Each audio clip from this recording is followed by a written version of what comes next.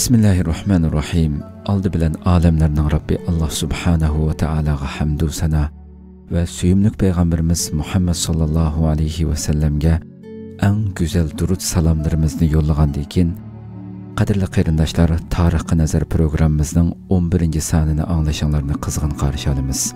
Biz bu programımızda Şarkı Türkistan'ın milli azatlık rehberlerinden merhum Muhammed Emin Buğra'nın Şarkı Türkistan Tarihi namlı kitabını diqqatinglarga sunuvatimiz. Biz ötken qatimqi sanımızda Şarkı Türkistan'ın Hun ittifoqiga qo'shilishidan tartib İslamgacha bo'lgan davri degan babga kelib to'xtagan edik. İnşallah şu yerden başlap diqqatinglarga sunishni davom qilamiz. Mikrofon oldida qarindoshlar Abdullah Yalqun.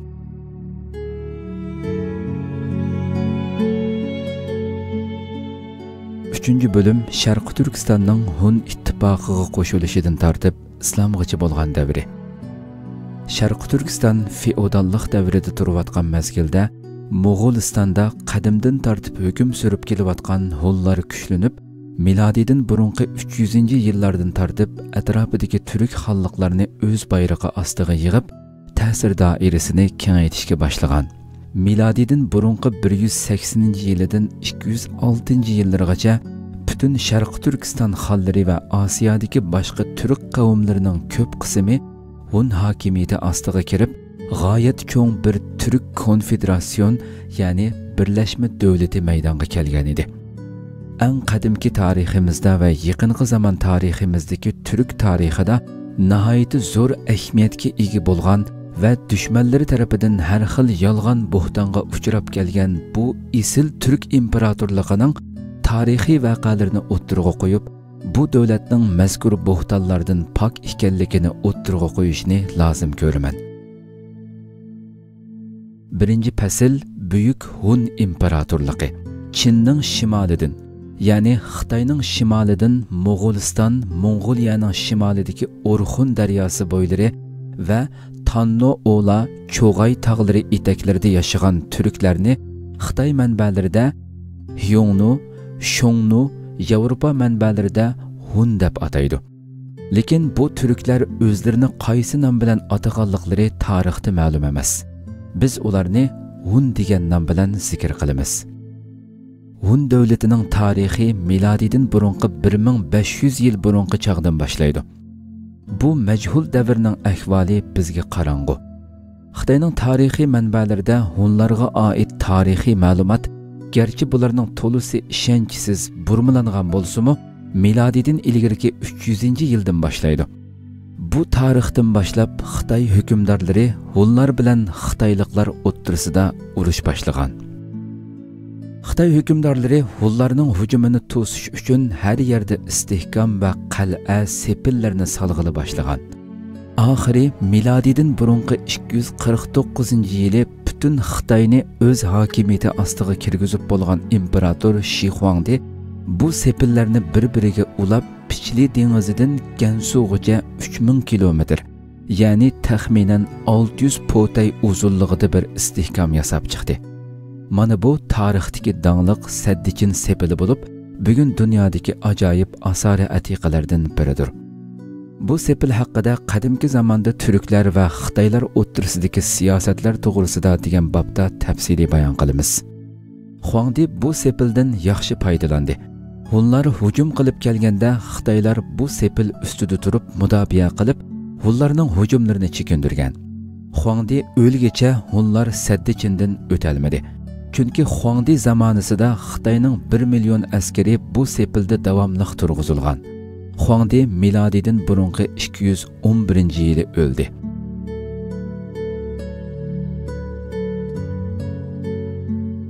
Hun davlatining kengayganligi. Hun hukmdori Tangriqut, ya'ni Tangrining barkiti deb ataladi. Dastlabki Tangriqutlarning ismi ma'lum emas. Faqat Shi Huangdi Yinjin bilan zamondosh bo'lgan Tangriqutning ismi Tuman Xon yoki Tuman Xon edi. Tuman Xon Xitoylar bilan urushishni qo'yib, ichki jihatdan kuchini oshirishga kirishdi. Orxun va Selinga daryo bo'ylaridagi Uyg'ur xonliqlari va boshqa cho'ng-kichik bir qancha xonliqlarni o'ziga tava qilib, xeyli kuchlik bir askariy quvvatga ega bo'ldi. Xitoy imperatori Huangdi o'lgandan keyin avlodlari orasida taxt talashish kurishi boshlandi va Xitoyning har tarafida isyonlar boshildi. Shuning bilan Saddikin sepilidagi askariy kuch azaldi. Tangriqut Tumanxon bu fursatdan foydalanib milodidan burungi 209-yili Xitoyga hujum qildi. Saddikindan o'tib Shanshi va Sanshi qatorliq viloyatlarni ishg'ol qildi. Tumanxonning o'limi bilan Hunlarning bu yurishlari to'xtab qoldi. Tumanxon o'lgandan keyin o'g'li Mitaxon milodidan ilgirki 209dan 274-yillargacha Tangriqut bo'ldi. Türkler bu zatni Oğuzxon degan mashhur unvoni bilan ataydi. Bu yerda berilgan izohatda Mita Xitoy manbalarida Mudu va Oğuzxon Mudu Chenyu deb elindi. Oğuzxon Xitoy bilan urushni to'xtatib, butun turk xon va baglarni birlashtirib, qudratli bir turk birlashma davlati qurish yo'liga mangdi. Oldi bilan g'arbdagi turk xonliqlarini o'ziga tava qildi. Moğoliston va atrofdagi turk xonlarining ba'zilari o'z ixtiyori bilan, ba'zilari qo'rqib Oğuzxonga bo'ysundi. Manjuriyadagi Qadirxon, Hingan tog'lari etaklarida o'ltirishliq turk xonliqlari, ya'ni Siyampi, Wuhuan, Tupa va Jujan, ya'ni Gujanlar bo'lsa, bo'y agmay mustaqil qoldi. Bularni Moğol tarixchilari Tatar deb yozadi. Undan boshqa Ilidagi Wusun, Uysun xonligi, Gansu va Yavchi turklarining xonlarimi Oğuzxonga itoat qilmadi. Oğuzxon milodidan burungi 209-yili Uysun xonligiga yurish qildi. Urushda Uysun xoni ig'ir holda mag'lub bo'lib o'ldirildi. O'rniga qabilasidan bir kishini xon qilib tayin qildi. Bu hodisadan qo'rqib ketgan boshqa turk xonlari orqa-orqadan taslim bo'ldi. Shuning bilan Qashqar, Xotan, Udun, Yarkan, Uch, Kucha, Lolan, ya'ni Roran va Qucho qatorliq 36 xonliq Oğuzxonga tava bo'lib, ichki jihatda o'z mustaqilliklarini saqlab qoldi. Keyincha g'arbdagi butun turk xonlarimi bir-birlab Oğuzxonga tava bo'ldi. Shuning bilan Xazar dengizi va Etil daryo bo'ylarigacha bo'lgan joylar uning qo'l ostiga kirdi. Milodidan burungi 200-yilga kelganda buyuk Hun davlatining territoriyasi g'arbda Xazar dengizi va Etil daryosi, sharqda Hingan tog'larigacha kengayib, kichik xonlardan boshqa 26 cho'ng kichik xonliq va bagliklar Oğuzxonga tava bo'ldi. Chin urushi, ya'ni Xitoy urushi. Hun Tangriqutlari o'zlarini Xitoy imperatorlaridan martaba jihatda ustun tutadi. Tangriqutning imperatoriga yozgan xatlarda buni ochiq ko'rgili bo'ladi. Bu xatlar mundaq boshlanadi. Ko'k va yer tug'ib, quyosh bilan oy taxtga o'ltirg'izgan turklarning ulug' Tangriquti Tabg'ach xondan shuni arzu qiladi-ki, degandek. Biz hozir tilga ilib o'tgan maktubning beshi bo'lsa, Oğuzxonning imperator Xan Vindiga milodidan 176 yil burun yozgan xatning beshidir. Türk xalqlarimi o'zini Xitoylardan ustun ko'radi. Ularni Tabg'ach deb ataydi. Ya'ni bu Tabg'ach degan so'zning ma'nosi tavamizdagi xalq degan ma'noda. Qin Shi Huang o'lgandan keyin Xitoyning har tarafida isyon chiqdi. Oxirida isyonchilardan asli ismi Liu Bang, unvoni Gaozhou degan birisi imperator bo'ldi. Ammo Xitoy manbalarida Xan Gaozu deb e'lingan. Tarixiy xotirlar 95-bet. Bu mashhur Han sulolasining qurg'uvchisidir. Han Yevropa tarixchilarining talaffuzi. To'g'risi Xan bo'lishi kerak. Xan sulolasi Xitoylarning eng parlaq saltanatlik davri edi. Shunga hozirmi Xitoylar o'zlarini Xanzurin, ya'ni Xan nasliga mansub kishi deb ataydi. Liu Bang Hunlardan Shanshi va Sanshi qatorliq joylarni qaytarib olish uchun milodidan burungi 199-yili Shanshiga hujum qilib, 1-2 shaharni qaytarib oldi. Buni anglagan Tangriqut Oğuzxon 30 ming kishilik bir qo'shinni boshlab Shanshiga keldi.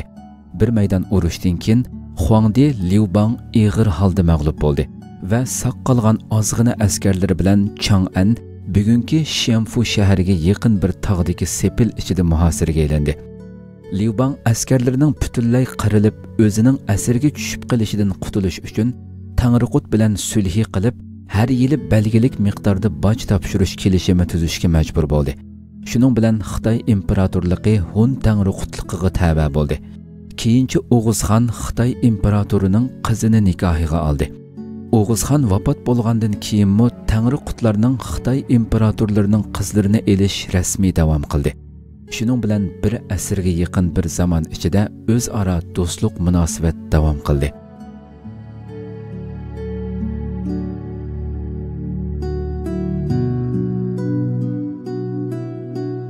Yavchi urushi. O'g'izxonning kuch-qudrati shuncha oshgan bo'lsa-mu, Yavchilar xoni uningga bo'yin egmadi.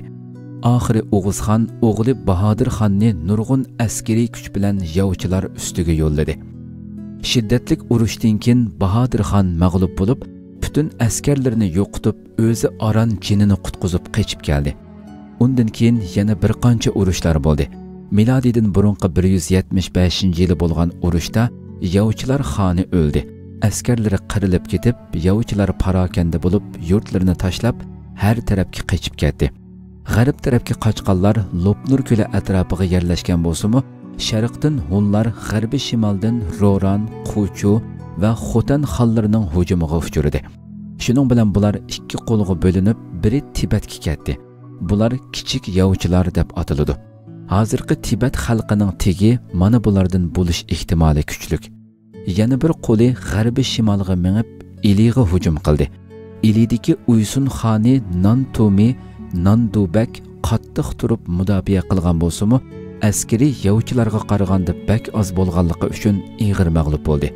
Tarix kitoblariga ko'ra, umumiy nufusi 1 millionga yaqin bo'lgan Yavchilarning ichida qo'liga qurol olganlarning soni 5-600 ming atrofida edi. Mana bu sababdan Uysullar mag'lub bo'lib, Nandubak o'ldirilgan. Bu hodisadan keyin Yavchilar Ilida yerlashmoqchi bo'lib turganda, O'g'izxon kelib Yavchilarni g'arbga haydab chiqardi. Yavchilar Issiqko'lning shimol tarafidan o'tib, Inja, ya'ni Sir daryo bo'yida hozirgi Toshkent atrofida yerlashdi. Lekin Yavchilar bu yerda uzoq tura olmadi. Nandubagning Kuyinmov ismli bir narsida o'g'li tirik qolgan edi. O'g'izxon uni tarbiyalab, dadasining o'rniga Uysun xoni qilib tayinlaydi. Kuyinmov milodidan burunqi 165-yili O'g'izxonning navrisi Kiyukxon Tangriqutdan yordam elib Yavchilarga hujum qildi va ularni Sir daryo bo'ylaridan qo'g'libatdi. Yavchilar qochib Amu daryo bo'yiga yerlashdi. O'g'izxon Tangriqut milodidan burunqi 174-yili vafot bo'ldi. O'rniga o'g'li Bahodir xon Tangriqut bo'ldi. Uning vafotidan keyin o'g'li Kiyukxon Kunxon Tangriqut bo'ldi. Buning zamonasidagi voqealarda Yavchilarni Inji daryo bo'ylaridan qo'g'lab chiqarilganlikdan boshqa bir muhim voqea yo'q. Tangriqut Kunxon milodidan burunqi 160-yili o'ldi. Uningdan keyingi Tangriqutlarning ismi va sonlari haqida ma'lumotimiz yo'q. Ammo shu tarafi aniqki, Xitoy imperatorlarining yuqorqidagi sabablar bilan Hun Tangriqutlarga qiz berib, boj to'lab, do'stlik bilan o'tish majburiyati taxminan milodidan burunqi 130-yilgacha davom qilgan. O'guz Amu daryo bo'yidagi Yavchi xonlari va Baktir, Balix, Shimoliy Afg'onistondan tortib Xazar, Kaspiy dengizigacha bo'lgan yerlarda o'ltiraqlashgan Saka, ya'ni Saqa turk xonlari va uningdan boshqa butun turk xonliqlarining hammasi Hun Tangriqutiga itoat qilgan. Bu poyonsiz keng territoriya ichidagi turk davlatlarida tinch amonlik va bayoshatlik hukm surgan. Siampi, Vuxvan, Jujan va Topalardan iborat Manjuriyada yashayotgan turk qavmlarining hammasi Hun Tangriqutiga bo'ysungan bo'lib, bu ulug' davlatning chegarasi Yapon dengizigacha kengaygan. Xitoy imperatorligining Hun xalqligiga qarshi yurgizgan siyosiy xiyonatlari va Hun Xitoy urushlari. Xitoy imperatorligi milodidan burunqi 190-yildan tortib Hun Tangriqutlarga davomli boj to'lab itoat qilib turgan bo'lsa-mu, har doim bu vaziyatdan qutulishning yo'lini izlab turmoqda edi. Buyuk Hun ittifoqining qudratli kuchi oldida buningga jur'at qila olmay, bu xo'rliqni ko'tarishga majbur edi. Oxiri Xitoy imperatori bu ahvoldan qutulishning tövendeki yo'llardan boshqa chorasi yo'qligini tushundi. Birinchi, Hun ittifoqi o'rtasida ziddiyat paydo qilib, ularning ittifoqini buzib, parchalash va ojizlashtirish. Ikkinchi, Tangriqut ordusidagi Xitoy malika xonimlar, shahzodalar va ularning Xitoydan birlikda elib kelgan xizmatkorlar orqali Tangriqut jamiyati ichidagi tekin shahzodalar o'ttirisiga bo'lgunchilik selib, Hun davlatining markazchilik tuzumini ojizlashtirib, Hun hokimiyatini ag'dirib tashlash. Birinchi xiyonat planini amalga oshirish uchun Xitoy imperatori Wudi Jiang Qian ismli bir odamini sayohatchi niqobi bilan Turk yurtiga yo'lladi. Uningga topshirilgan vazifa Turkistondagi eng kuchli hukmdorlardan Uysun va Yovchilar xonlarini Hun Tangriqutiga qarshi bosh ko'tarishga quturtishdan iborat edi. Jiang Qian Qariqurum shahri Hunlarning poytaxtiga kelganda Tangriqut uning suiqasdchilik abdini sezib qilib, uni qamoqqa oldi. Jiang Qian milodidan burunqi 129-yilidan 139-yiliga qadar qamoqda qoldi. Keyincha Hun Tangriqut ordusidagi malikalarning yordami bilan bo'lsa kerak, qamoqdan chiqib o'z yo'lini davom qildi. Farg'ona va Samarqand yo'li bilan milodidan burunqi 125-yili O'guz bo'yidagi yovchilarning poytaxtiga keldi. Ularni Hun Tangriqutiga qarshi isyonga tashviq qilib, Xitoy imperatorining yordami bilan asli yurtlari bo'lgan Ko'knur, Gansuga qaytib ketishga quturatdi. Lekin hushyor yovchilar Jiang Qianga oldinib, dushmanga qo'l chumoq bo'lishni qat'iy rad qildi va uni yurtlaridan qo'g'lab chiqardi. Jiang Qian maxfiy holda Sharq Turkistonning janubiy qismiga o'tib, u yerdan Xitoyga qaytib ketdi. Milodidan burunqi 115-yili yana bir qitim Turkistonga keldi. Bu qitim Eliga berib, Uysun xoni bilan ko'rishdi. Qudrat qo'li qilib, siz boshqa butun turk xonlaridan qudratli tursangiz, Hun Tangriqutiga bo'ysunish numus emasmi deb Hun davlatiga qarshi isyonga da'vat qildi. Hun davlatidan ayrilib chiqsa, Xitoy imperatorining himoyasiga ega bo'ladiganligiga va'da qildi. Shuningga o'xshash nurg'un tashviq va ig'volar natijasida Uysun xoni Tangriqutdan yuz o'rib, o'z oldiga mustaqillik e'lon qildi. Buni anglagan Tangriqut darhol nurg'un askar yo'llab, Uysun xonining adivini berib, uni itoat qildirdi. Jiang Qianning yuqorqidek hiyla mikrlari hech bir natija bermay Xitoyga qaytib ketgan bo'lsa-mu, u bu safarlarda turk yurtlarida keng miqyosda chorlash ishlarini elib berib, siyosiy, tashkiliy va iqtisodiy jihatlarda nurg'un axborot to'plab, Xitoy imperatoriga ma'lum qildi va Hun ittifoqidagi xonlar ko'rinishda Tangriqutga tava bo'lsa-mu, amaliyotda ayrim birer kichik mustaqil davlatlar ekanligini, bu xonliqlarda Tangriqutning askari yo'qligini, faqat har qaysi xon ordusida Tangriqutning bir qancha kishidan iborat vakillari borligini, mana bu ahvollardan foydalanib, bu kichik xonlar orasida ixtilof paydo qilib, parchalash bilan ularni Xitoy kontroli ostiga kirgizishning o'ng'ay ekanligini anglatdi. Shuning bilan imperator Wudi Turkistonni istilo qilish ko'yiga tushdi, lekin kuchi yetmaydiganligini biladi. Xitoy imperatorining Jiang Qian orqali elib borgan bu buzg'unchiliklar natijasida ikki davlatning o'rtasidagi munosabat buzildi va uzunga so'zilgan qonliq urushlar boshlandi. Milodidan burunqi 119-yili Xuchu Bin qo'mondonligidagi Xitoy qo'shinlari bilan bo'lgan Gansu yiqinlaridagi bir urushda Hunlar mag'lub bo'lib, Gansu Xitoylarning qo'liga o'tdi. Bir yil o'tgandan keyin Xitoy askarlarining Sharq Turkistonga hujumlari boshlandi. Bularning tafsiloti uchun Hun davlati davrida Sharq Turkiston degan bobga qarang. Hun Qin so'qishi, ya'ni Hun Xitoy so'qishi imperator Wudi o'lgichi to'xtamasdan davom qildi. Ba'zida Xitoylar g'olib bo'lsa, ba'zida Hunlar g'olib bo'lgan. Xitoy tarixlarida u davrga oid bayonlarning xulosasi yuqorqidek bo'lib, vaqaliklarning tafsilotlari ishonchli emas. Milodidan burunqi 74-yili Xitoyda imperatorga qarshi isyon boshlandi. Isyonchilar Tangriqutdan yordam talab qildi va Tangriqutning yordami bilan g'alaba qozondi. Xan Wudi o'ldi. Shuning bilan Xan sulolasi imperatorligi G'arbiy va Sharqiy Xan sulolasi deb ikkiga bo'linib ketdi. Natijada Xitoy imperatorligi ojizlashib, Sharqiy va G'arbiy Turkistonni burun Xitoylar besib olgan xonliqlar Hunlarning yordami bilan o'z yurtlaridan Xitoylarni qo'g'lab chiqarib, qaytadan Hun ittifoqiga qaytildi. Bularni tövanda tafsiliy bayon qilamiz. Hun davlatidagi ichki qalaymaqonchiliklar. O'g'izxon zamonasida qechib Manjuriyaning shimolida yerlashgan Wuhan va Siampilarni Xitoy imperatori davomli yoshirin holda Hun Tangriqutiga qarshi kuch kiritib turadi. Miladidan burunqi 70-yili Siampi va Vuxvanlar bilan Hunlar o'ttirisida urush boshlandi. Bir qitimliq urushda Hunlar mag'lub bo'lib, Siampilar Hun poytaxti Qaraqurimni besib oldi va bu shaharni vayron qilib etdi. Hatto O'g'izxon qatorliq Hun tangriqutlarning mozorlarini mo chiqib tashladi.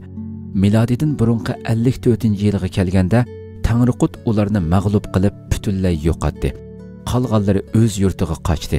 Keyin Tangriqut butun Manjuriyani qo'l ostiga elib, davlat territoriyasini Yapon dengiziga qadar kengaytdi. Miladidan ilgirki 60-yili Hun tekinlaridan Chichixon va Xujansi Qo'g'isharxon xonlar o'zaro taxt talashib urush boshlandi. Bu taxt talashish urushi miladidan ilgirki 51-yilga qadar davom qildi. Oxiri Xujansi xon Xitoydan yordam talab qildi va Xitoy yordami bilan Chichixonni mag'lub qildi.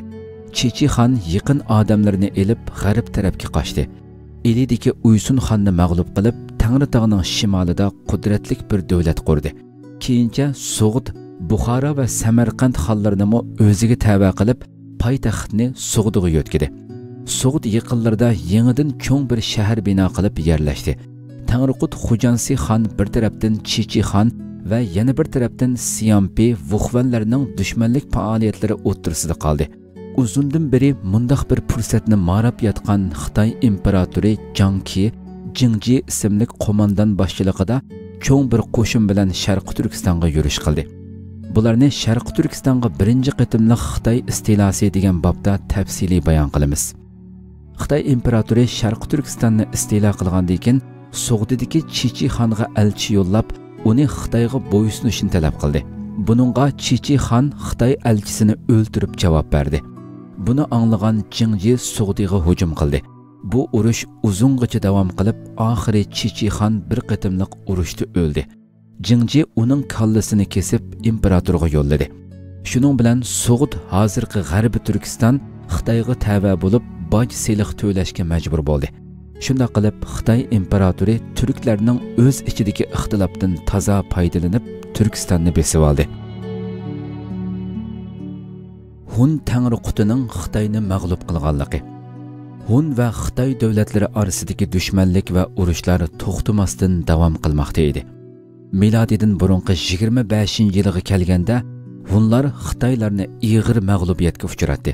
Sharqiy va G'arbiy Turkistondagi Xitoyning harbiy va ma'muriy kuchini uzil-kesil yo'qotdi va bu joylardagi turklarni Xitoy asoratidan qutqizdi. Turk xonlarining hammasi Hun Tangriquti atrofida birlashdi. Miladidan burunqi 10-yili Gansu'ni Xitoylardan qaytarib oldi.